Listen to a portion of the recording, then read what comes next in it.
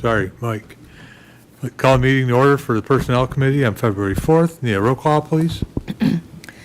Mr. Bissett? Here. Mr. Barnes? Present. Mrs. Burdick? Here.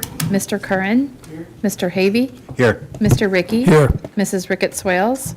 And Mr. Harris? Here. 6 present, 1 absent, and we have a quorum. Thank you. Need approval of the agenda. Havey will move that. Thank you. Barnes. Any discussion? All four? Aye. Anyone opposed? Approval of the minutes, of January 7th. Rick, you move. Barnes, second. Thank you. Any discussion? All four? Aye. Anyone opposed? And now we move on to the Director of Veterans Service Agency, Mr. Medaw.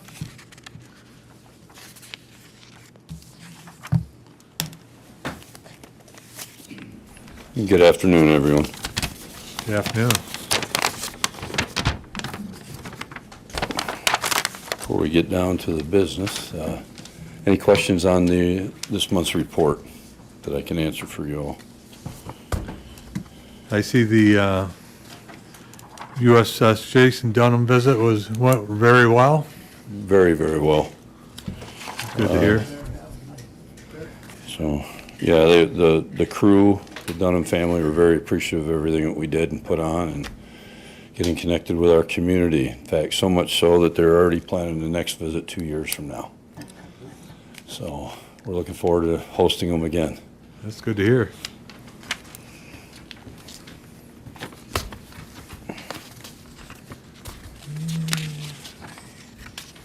Did you want to talk about the DD-214s? I can. It had been brought to my attention that there was some confusion in the community about an alleged new policy that we were implementing, but we weren't, in fact, not implementing a new policy. We're enforcing existing law that governs our records. So we have to comply with both state and federal laws regarding military records, DD-214s in particular, which are considered military records. And I was asked to come to the meeting and clarify a little bit about who can access those records and how they can be accessed. The federal law is the Privacy Act of 1974 that governs all federal records. In particular, as it relates to military records that are kept and archived by the National Personnel Records Center Military Personnel Records Division, those same laws apply to the documents we have in our possession. Anything that was created on paper, we must keep in perpetuity. It has to be under double lock and key at all times, which we're working on fixing that, which it currently is not. But when it comes to getting a copy of those records, they belong to the veteran even after death. While the veteran's alive, the veteran can get a copy of their records at any time. If we have it in our possession, it's quicker for them to get it from us. If we don't, then we help them get it from the National Archives or the branch of service where it may be held. Or they can designate on a federal form, SF-180 it's called, a third party that they want their military records sent to for whatever purpose. They designate that person on there, they sign off on the document, and then we keep it in our files and we send it to the National Archives if we don't have anything. However, after death, those veterans' records become sealed. And under federal law, they must be kept under seal for 62 years, and they can only be released to immediate next of kin with proof of next of kin status. So that's the federal law, and then they can only be requested through a FOIA request after that 62-year period, federally. Under state law, it's kind of the same, but it's a little bit different. They belong to the veteran for 100 years under state law, which is military law, section 250.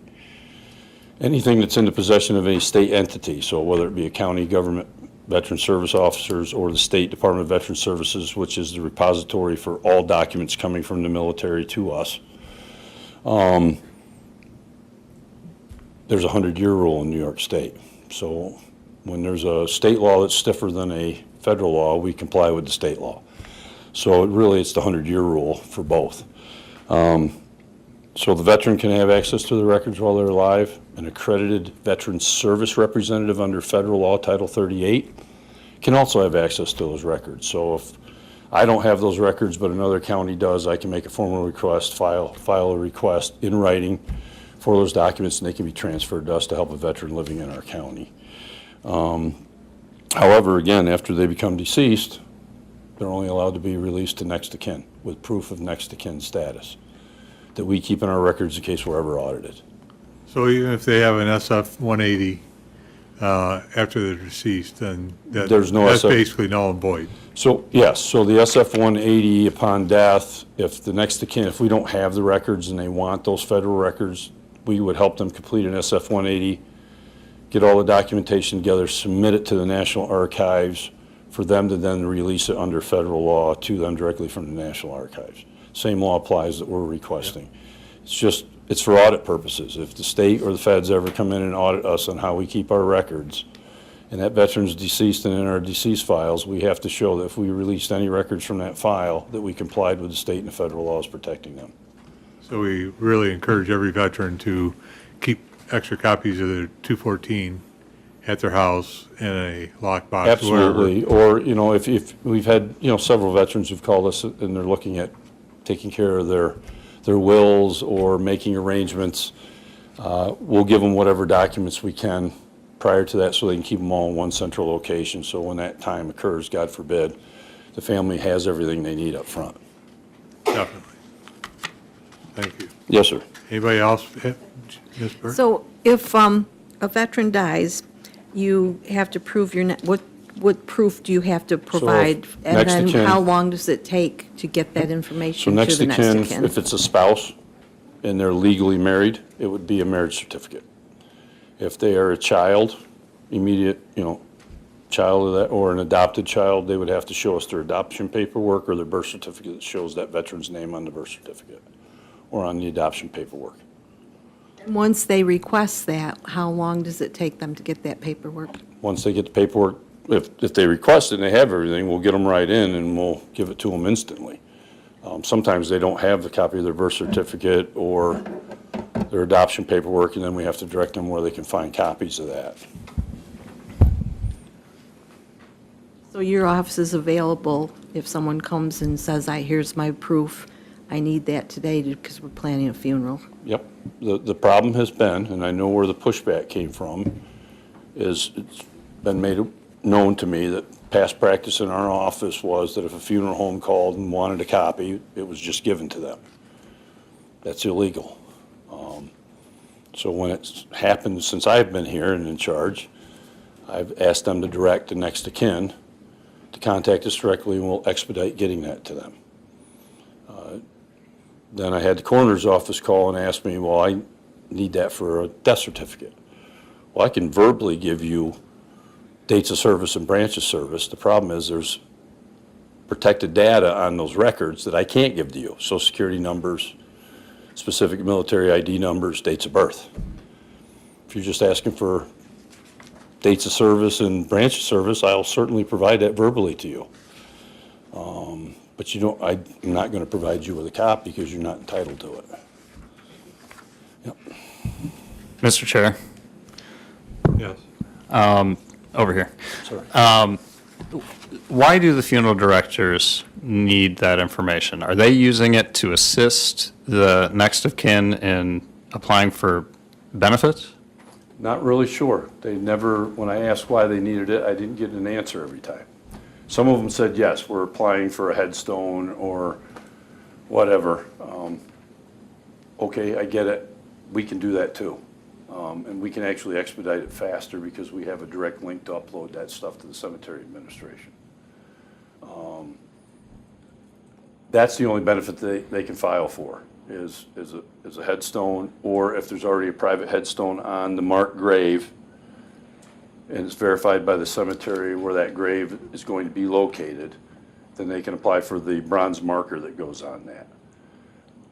But it can't be signed off by in the cemetery till the body's actually physically placed there. They also use it for burial flags.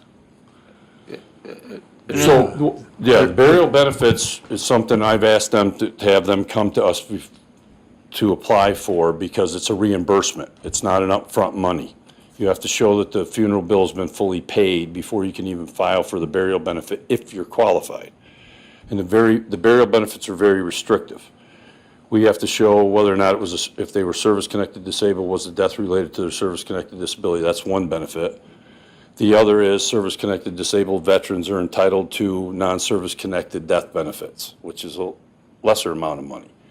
And then the only other way you can get a death benefit from the VA is if you're receiving a non-service-connected pension. So not every veteran's entitled to a death benefit from the VA. They're very specific in what the criteria is to be eligible for that burial benefit. Well, I know they use some of that information for burial flags. They filled the form for the post office to get Yep. flags there too, so. Yeah, I know they use some of that. And on that, I've filled those out before myself. Yeah. It's only asking for dates of service and whether or not it was an honorable discharge or Right. dishonorable discharge. That's all the post office needs on that standard Yep. form because the DOD provides those flags to the post office. Yep. So would that also be all they need when they're helping arrange for a military funeral? Yes. It's like getting somebody to play taps and, Yeah, and we can help arrange that too. I mean, it's, because Where they that's wanna what be I've buried. been told, is that they need that information so that they can help the family arrange all And of again, that. the non-protected information, which is the branch of service, dates of service, and character of discharge, which are not protected information under HIPAA or PII, personal protected, or PPI, personal protected information, I will verbally provide to them. And I don't know of any local honor guards. Again, I'm still meeting everybody in Allegheny County, but I know in Tioga County, all they had to do is have confirmation from me that they served, and they served honorably, and they were more than happy to do the burial honors at the private cemeteries in the community. And we would usually call them and ask for that assistance. If they want to be buried in a national cemetery, then there's a whole lot more paperwork that has to be done, or the state veteran cemetery, which has the same criteria as the national cemeteries do, veteran cemeteries. We will facilitate that burial for them, and all honors are provided on site locally. There's no need to arrange them from here because they're done up there at the locations. Anyone else? So Did I answer your question? to rehash, mostly for the viewing public, if you are a veteran or family members of a veteran, make sure you have copies of your DD 214 at home so you have instant access to it. Yes, sir. Thank you. Is there anything else you need to go over? Just the two MOEs that I Yep. have. Okay, go ahead with the first. The first one is, we received the grant for the Onward Ops program from New York State Office of Mental Health, Suicide Prevention in New York, and the CARES Up program. The first MOE is a request for a resolution and authorization to accept and appropriate the 2026-2027 New York CARES Up grant for New York State Veteran Serving Organizations. The total award amount is $60,000. $30,000 for fiscal year 2026 and $30,000 for fiscal year 2027. And as you can see, the fiscal impacts to budget modifications request the appropriation and revenue lines are on that MOE. Okay, and there's no local share? There's no local share. Yep. Okay, motion? Vertical motion. Havey will second. Thank you. Any discussion?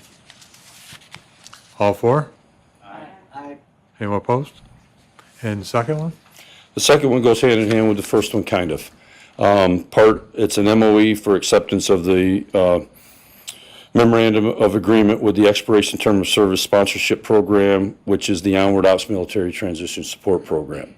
Part of the grant funding requires us to have a data tracking platform for the program to track all our data, track all the service members, track all the needs, which is done in conjunction with the private-public partnership, which is ETS sponsorship, the DOD and the VA. It's a computerized platform. It's a virtual platform. The $20,000 of the money is automatically earmarked at the beginning of the grant for that platform. There's a memorandum of agreement between us and the Onward Ops program itself for that platform, for access to it, for privacy, et cetera. They sent us the MOA. I sent it to our county attorney, who reviewed it, made some modifications. It was sent back to them. That with the modifications, we'll be able to accept the agreement. But it goes hand in hand with the first one. Okay, thank you. Motion? Ricky move. Havey will second. Any discussion? All for? Aye. Anyone opposed?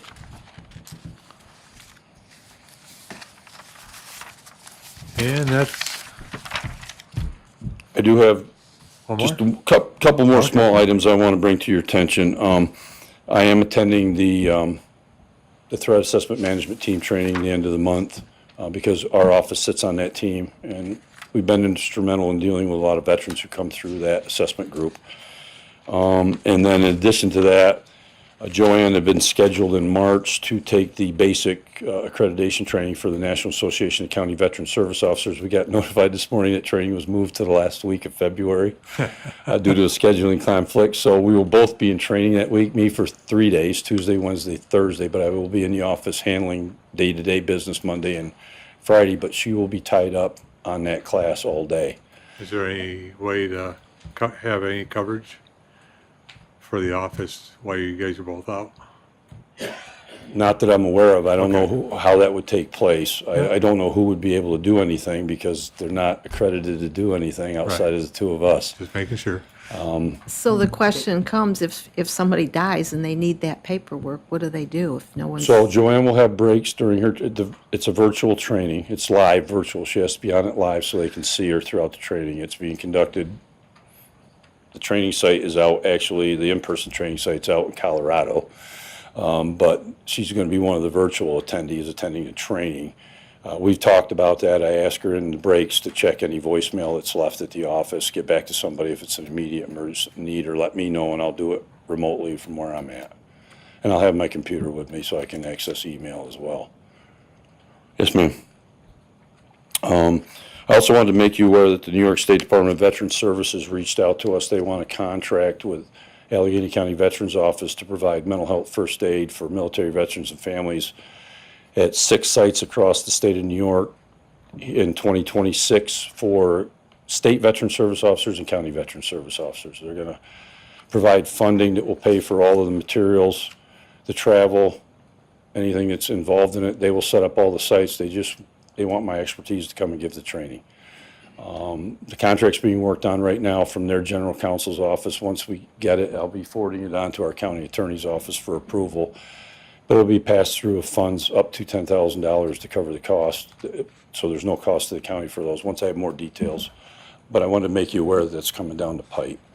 And in addition to that, the New York Health Foundation, I don't know how familiar you are with them, but they work to address rural healthcare needs, healthy food needs, and food insecurity needs amongst underserved populations in the state of New York through funding that they get from insurance companies and other sources. And veterans are considered an underserved population. So they have a philanthropic arm that has money available for different projects that we can talk to them about. I reached out to them, asked them if they had any grant opportunities or any endowment opportunities coming up for this year related to veterans and food insecurities, which I know is an issue that we face here in the county. And talk to them about, we'd like to have a food pantry just for our veterans, military, and families, that we can provide them food. And they're supposed to get back to me by the end of this week, but it looked like there was an endowment they could make available for the infrastructure we would need to set up that food pantry. Are you in coordination with the court or anybody else that has food pantries? I've talked to the food pantries about possibly purchasing food from them going forward through the food bank Or collaborating? or collaborating for veterans issues. I just had a meeting this week with Ardvent Solution, or last week with Ardvent Solutions. We talked about some of these same issues to see how we can work together in the community, because they are tasked under some of their funding to work with veterans, but veterans don't seem to come use their services. And in my conversations with different folks who do run the food pantries, same thing. They're not seeing the veterans come in and utilize it because we have small communities. They don't want their neighbors knowing they need food. And we know historically that's true. So, finding ways that we can collaborate and meet those food insecurity needs, I think, are important. And one of the 11 core areas that we can use wire funding on is addressing food insecurity needs in our veteran and military population. So it makes sense to have that. But I wanted to throw it out there, we are exploring that. Once the new space is complete and we get moved in, we have the ability to start that up down the road, and there's a funding source for us to go after grant money for that. Thank you. Yes, sir. Anything else? No, sir, that was it. Thank you very much for your report. Thank you, sir. Oh, I'm sorry, Mr. Healy. Is the County Legion Commander here, and on behalf of all veterans, I want to thank you and your office for being very proactive, and also, just generally speaking, and also in looking for funding, outside funding out there on behalf of the veterans and the taxpayers here in the county. And I know that most of the time, you guys are very busy down there. You've been doing a lot of trainings virtually, and helping a lot of clients. And if for some reason somebody calls and they don't get a hold of somebody, it goes to their voicemail, and you have a system for dealing with that, correct? Correct. If you listen to the voicemails that we've set up, and we did this intentionally, we tell them that within 24 to 72 hours, we will get back to them. Because sometimes we are so busy, we can't get back the same day. We are budgeting time in our schedules. We're putting it into our calendars to have admin time each day where we can get to those phone calls in between meetings with clients so that we don't have those overlapping issues and they wait a couple days before we get back to them. And I know you're looking for some funding for some additional help down there too, maybe a part-time position or something. We're going through funding. We're trying to get all of our ducks in a row on the Dwyer stuff. It's a little bit disjointed, but we're pulling it all together to make sure where we are with that. We're on track with that with all the requirements from OMH for the spend down by the end of this year. I think we're going to be okay. Yeah. Well, I think this county board is, for the veterans, I can speak for all our legislators, that the veterans are our priority with this Board of Legislators. Thank you. Well, thank you, and it's a priority for me as well. Anybody else? Thank you, sir. Appreciate it. Thank you. Up next, we have County Clerk Robert Chrisman.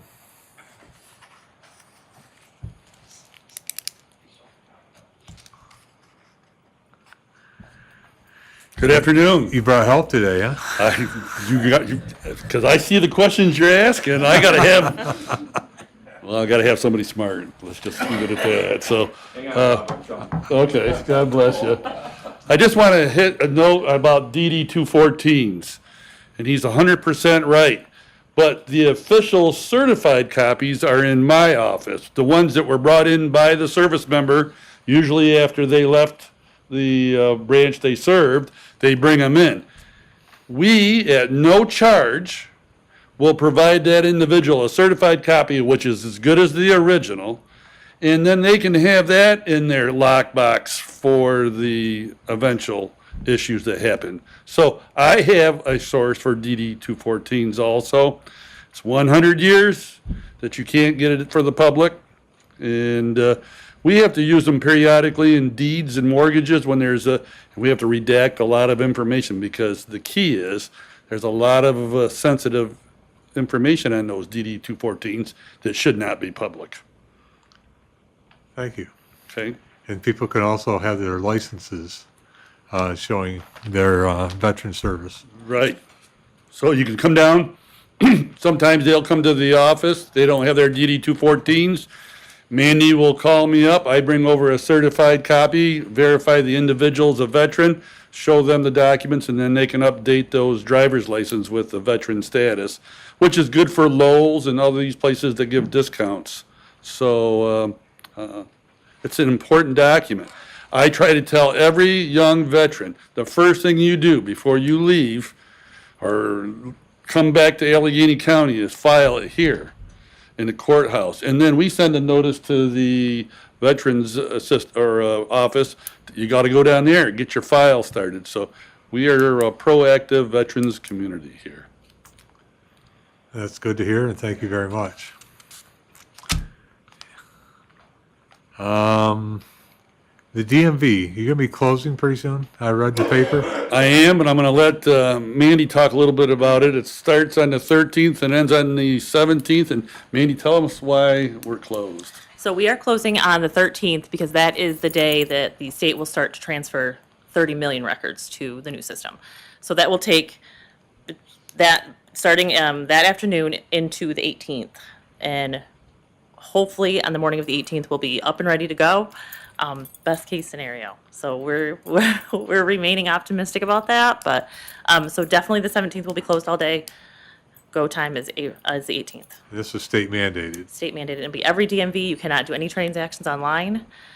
So it'll be shut down. Yep. Okay.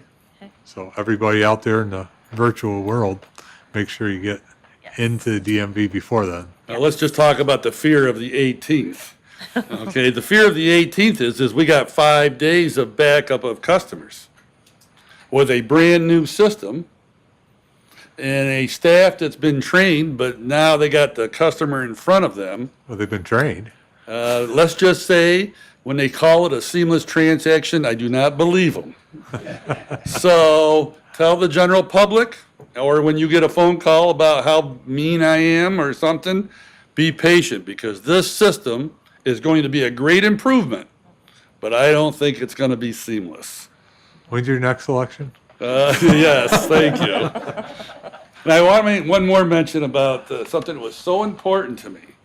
But legislator Bissett came down to the office. He's the first legislator who's worked for the DMV in the plate room using the plate destruction device. So he went in there and he cut up plates. So if any other or legislators want to come down and work, it'll make you a little exercise in between committee meetings. Feel free. I set them back 2 months doing that, but Yes. a lot of training on that. A lot of waivers signed. It's only a sharp instrument, you know, Yeah. so it's Right. not too, you know, it just takes fingers off. I had a not 2-hour hands. safety course. Yes. But I'm here primarily for the 3 positions we're looking to fill, Okay. unless you have another question. Well, I was, but I didn't know if you wanted to do that first. I was just wondering how the revenues are in the DMV and the county clerk's office for 2025. Well, 2025 came in pretty good. First of all, let's talk about the county clerk's side. The reason they're good is interest rates are going down, and I'm not like the president, I'm not trying to force the feds to lower them. But as they go down, people are refinancing their mortgages. So what's that do for you guys and this county and for the county clerk is we get mortgage tax, filing fees. So that was a big plus. The big hit, or not hit, the big plus was passports. I mean, everybody's now looking at the airport and seeing that they're gonna get a $45 extra fee every time if they don't have the real ID compliant documents or passports. So we've had a real good individuals coming in, and we've made some pretty good revenue on that. So the clerk side is doing well. On the DMV side, with the real ID coming out, we've had a lot of people getting their licenses updated. But the big thing is the state has helped us out, because when they were snitching all the money on the internet, they realized that they were defunding the local county DMVs, which are the least expensive DMVs in their whole system. So they now are sharing that revenue with a percentage, which is actually appropriate, and that's helping us out. So funding in both sides of my department are up, revenues are up, and things are looking good. It's good to hear. So you'll be able to put more in the general budget pretty soon? Anything for you, Charles. Thank you. You heard it here first. Okay. Okay, we can move on with your request. Okay, so we have 3 positions, 2 senior recording clerks and 1 temporary, part-time DMV. And what I mean by temporary is, this individual's currently a part-time employee. I just want to say he's a Marine, and he's going to St. Bonaventure. But his semester, this part he wasn't able to get into that program, which helps us out because we're going to have some people on some medical leave and things of that sort. Plus, with this training that they're going through, he's going to be able to work up until the August timeframe, and then he'll go back to part-time. I just want approval for this short period of time to put him full-time with no benefits or limited benefits. So the first one you have, do you have your paperwork in front I of you? do, is for the, Senior recording clerk? well, we can do that first, or we could do the there's 2 positions for senior recording clerk. Yep. And again, they're all fully funded. And we had 2 resignations. One went to retired and the other went to a higher paying job at Alfred State. So we're going to replace those So positions. for the first one? Can I get a motion on that? Burdick will make a motion. Ricky second. Okay. Any discussion? Anything you want to add to that one, Mr. Healy? Well, you say fully funded, what do you mean by fully funded? It's in the budget? It's in my budget. Oh, it's not outside funding, it's No, it's 100%. fully funded through I've already applied and the budget's been 100% county approved. funds is what you County meant. funds reimbursed by my fees. Thank you. Anybody else? All 4? Anyone opposed? Okay, second, senior recording clerk?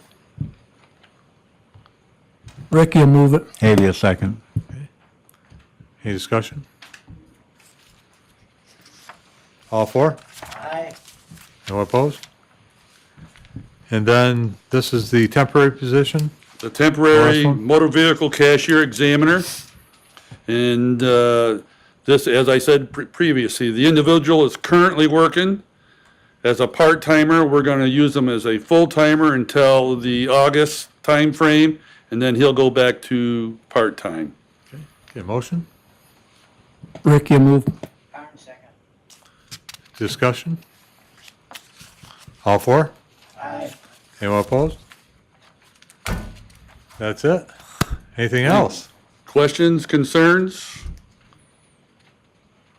Thank you very much. Okay, thank you. Don't run away, Robbie, I want to see you. Okay. Okay, any unfinished business? Thanks for coming to work today. New business. Okay, we got attorney-client session. Do we have to say why? Not for that. Okay. Okay, a motion? Oh, she's just gonna go. Yeah,